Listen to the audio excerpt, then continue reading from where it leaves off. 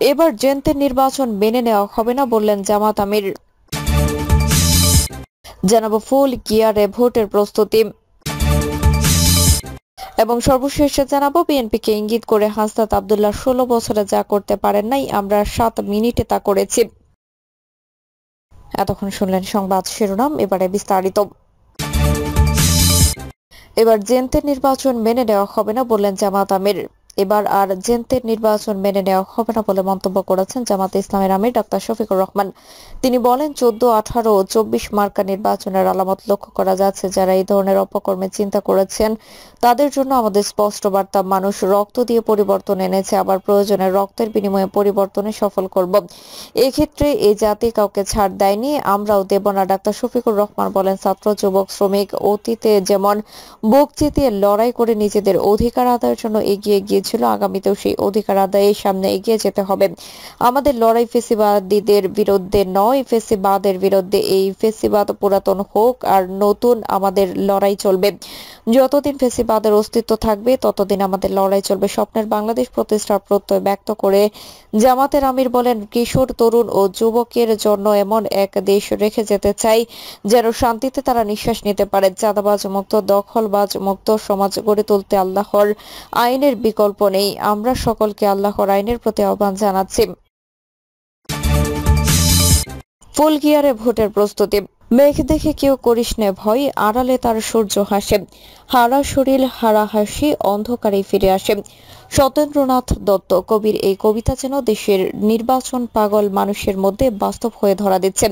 আওয়ামী লীগ পুনর্বাসন agenda proportional representation PR পদ্ধতির নির্বাচনী সূত্রে যখন নির্বাচনের আকাশে কালো মেঘের ঘন ঘটা, তখন মার্কিন যুক্তরাষ্ট্রের পররাষ্ট্রমন্ত্রীকে প্রধান উপদেষ্টা জানিয়ে দেন আগামী বছরের শুরুতে জাতীয় নির্বাচন অনুষ্ঠিত হবে।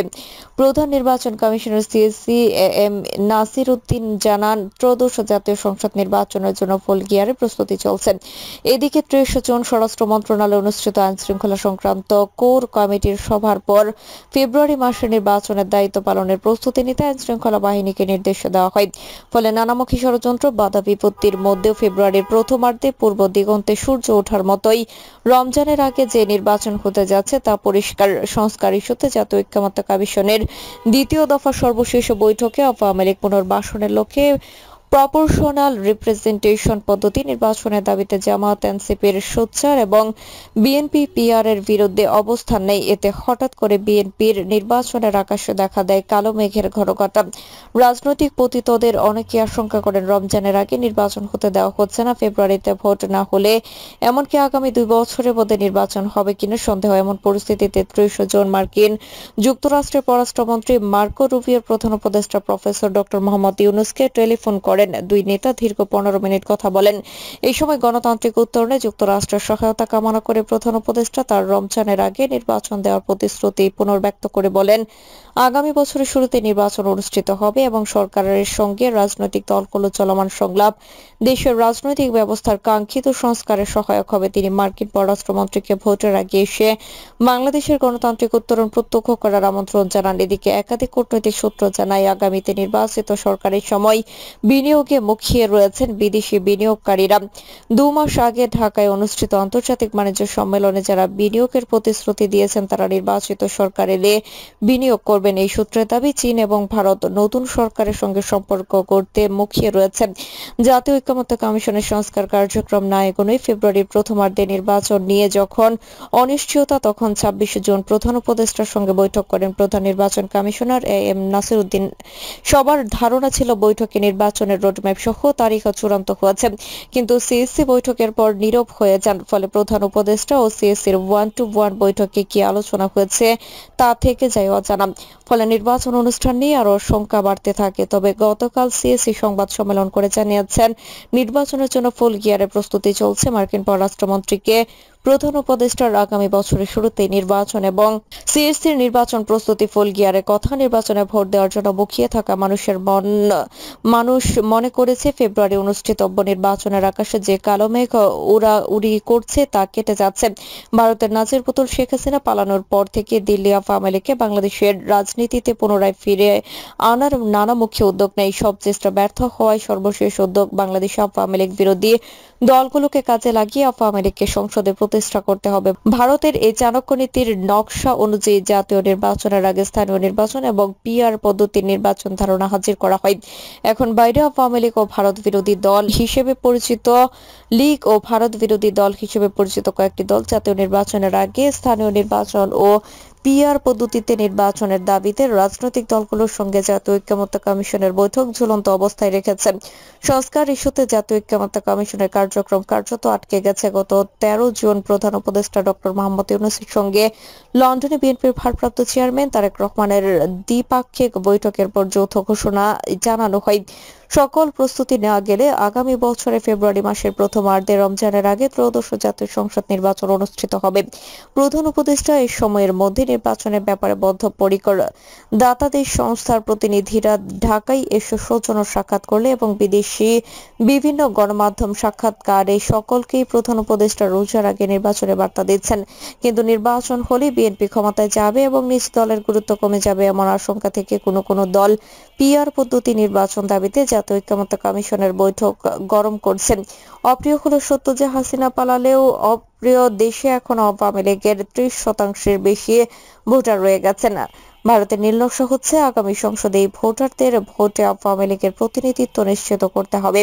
আর সেজন্য আইন করে পিআর পদ্ধতি নির্বাচনের অপরিহার্য। এতে আওয়ামী লীগ শতকরা 20% ভোট পেলেই দলটির 60টি আসন নিশ্চিত হবে। বুঝে না বুঝে বা পর্দার আড়ালে লেনদেন যেভাবেই হোক, অতীতে তেমন জনসমর্থন ছিল না এমন কয়েকটি দল পিআর পদ্ধতি নির্বাচনের দাবিতে তোলপাড় শুরু করেছেন। এই কাজে তারা নিজেদের ক্যাম্পেইনের পাশাপাশি বৌদি জ্ঞান ভাবা কেন্দ্রের সভাপতি দয়াল কুমার বড়ুয়া, বাংলাদেশ খ্রিস্টান অ্যাসোসিয়েশনের সভাপতি নির্মল রোজারিও এবং হিন্দু মহাজোটের মহাসচিব গোবিন্দ চন্দ্র প্রামাণিককে মাঠে নামিয়েছেন। তারা ঘোষণা দিয়েছেন পিআর পদ্ধতিতে নির্বাচন না হলে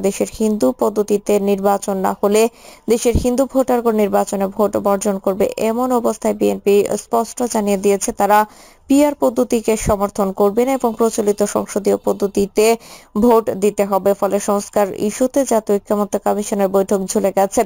এর মধ্যে গত 30 জুন যুক্তরাষ্ট্রের পররাষ্ট্রমন্ত্রী মার্কো রুবিওর টেলিফোনে কথা বলা প্রধান উপদেষ্টা প্রফেসর মোহাম্মদ ইউনূসের সঙ্গে ফোনালাপে তারা যুক্তরাষ্ট্র বাংলাদেশের মধ্যে অর্থনৈতিক সম্পর্ক গভীর করতে অভিন্ন অঙ্গীকার পুনর্ব্যক্ত করেন। সেই সঙ্গে ভারত প্রশান্ত মহাসাগরীয় অঞ্চলের নিরাপত্তা ও স্থিতিশীলতা বৃদ্ধিতে অভিন্ন অঙ্গীকার পুনর্ব্যক্ত করে নির্বাচন ইস্যুতে কথা হয়।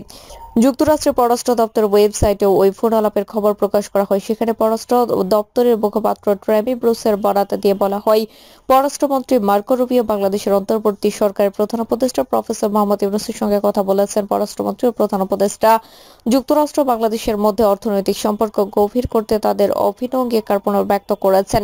এই ফোন আলাপ নিয়ে প্রধান উপদেষ্টার প্রেস উইং থেকে জানানো হয়, প্রায় 15 মিনিট ব্যাপী ফোন আলাপ ছিল সৌহার্দ্যপূর্ণ ও গঠনমূলক, যা দুই দেশের মধ্যকার দৃঢ় দ্বিপক্ষীয় সম্প্রীতির প্রতিফলন।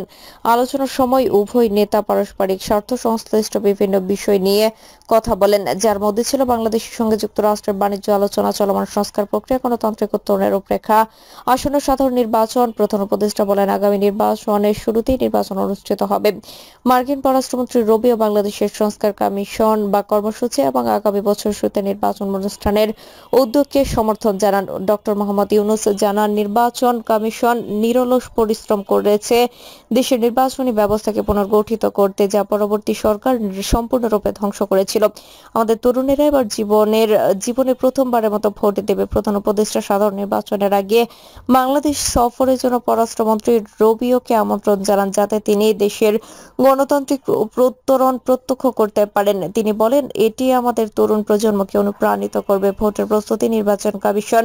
এদিকে গতকাল নির্বাচন কমিশন কার্যালয়ে সিএম নাসির উদ্দিন জানান, নির্বাচনের জন্য নির্বাচন কমিশনে ফুল গিয়ারে প্রস্তুতি চলছে। তবে প্রধান উপদেষ্টার সঙ্গে বৈঠকে নির্বাচনের তারিখ নিয়ে কোনো আলোচনা হয়নি জানিয়ে তিনি বলেন, প্রধান উপদেষ্টার সঙ্গে বৈঠকটি ছিল সৌন্দর্য বা সৌজন্য সাক্ষাৎ। প্রধান উপদেষ্টা নিরপেক্ষ এবং আমিও নিরপেক্ষ। এই মুহূর্তে নির্বাচনটা আলোচনার কেন্দ্রে। সৌজন্য সাক্ষাতে নির্বাচনের বিষয়ে আলোচনা হয়েছে। নির্বাচনী প্রধান উপদেষ্টা আন্তরিক নির্বাচনের জন্য ফুল গিয়ারে প্রস্তুতি চলছে। আমাদের প্রস্তুতি এই মুহূর্তে জাতীয় নির্বাচন ঘিরে, স্থানীয় নির্বাচন নিয়ে আমাদের প্রস্তুতি নেই, আমাদের ফোকাস জাতীয় নির্বাচন। তিনি বলেন, বিভিন্ন বিষয়ে সরকারের সঙ্গে আমাদের নির্বাচন কমিশন যোগাযোগ করতে হয়। নির্বাচনের তারিখ নিয়ে কোনো আলোচনা হয়নি। সময় এলে নির্বাচন কমিশনের পক্ষ থেকে জানানো হবে। ফেব্রুয়ারি থেকে এপ্রিল সময় ধরে নির্বাচনের প্রস্তুতি চলছে। আইনশৃঙ্খলা বাহিনীর প্রস্তুতি নির্বাচন কমিশন যেমন নির্বাচনের প্রস্তুতি নিচ্ছে, তেমনি আইনশৃঙ্খলা বাহিনী আসন্ন নির্বাচনের দায়িত্ব পালনে আগাম প্রস্তুতি নিয়ে রাখছে। রমজানের আগে ফেব্রুয়ারিতে ত্রয়োদশ জাতীয় সংসদ নির্বাচন টাইম ফ্রেম নিয়ে আলোচনা বা আইনশৃঙ্খলা রক্ষাকারী বাহিনীকে প্রস্তুতি নিতে নির্দেশ দিয়েছে যুক্তরাষ্ট্র মন্ত্রণালয়। গত 30 জুন সচিবালয় স্বরাষ্ট্র মন্ত্রণালয় সম্মেলন কক্ষে আইনশৃঙ্খলা সংক্রান্ত কোর কমিটি সভায় এই সিদ্ধান্ত পুলিশকে জানিয়ে দেওয়া হয়। সভায় নির্বাচনের আগে সব আইনশৃঙ্খলা বাহিনী সদস্যদের সমন্বয়ে অন্তত 2টি মহড়া দিতে বলা হয়েছে। একটি মহড়া হবে সেপ্টেম্বরে, অন্যটি নির্বাচনের ঠিক আগে। প্রিয় দর্শক, এই ছিল এখনকার সর্বশেষ সংবাদ। আপনি সব সংবাদ পেতে চ্যানেলটি সাবস্ক্রাইব করে বেল আইকনটি ক্লিক করে রাখুন।